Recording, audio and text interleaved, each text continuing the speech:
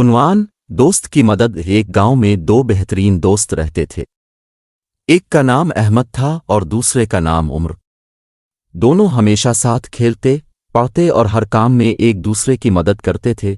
ایک دن احمد اور عمر جنگل میں کھیلنے گئے۔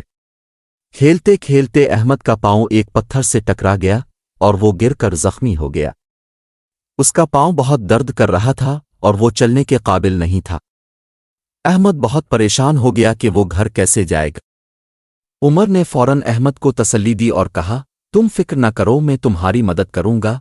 عمر نے احمد کو اٹھایا اور اپنے کندھے پر سہارے کے ساتھ چلنے لگا۔ جنگل کا راستہ لمبا تھا اور عمر تھک بھی گیا تھا، لیکن اس نے احمد کا ساتھ نہیں چھوڑا۔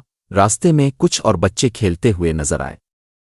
انہوں نے جب عمر کو احمد کی مدد کرتے ہوئے دیکھا تو وہ بھی ان کے ساتھ شامل ہو گئے۔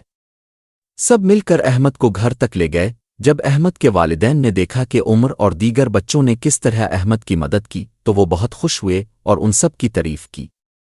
احمد نے اپنے دوستوں کا شکریہ ادا کیا اور کہا، دوستوں کی مدد کرنا سب سے بڑا نیکی کا کام ہے۔ سبق: دوستوں کی مدد کرنا اور ان کے ساتھ کھڑے رہنا ایک عظیم خوبی ہے۔ ہمیں ہمیشہ اپنے دوستوں کی مدد کرنی چاہیے، خاص طور پر مشکل وقت میں۔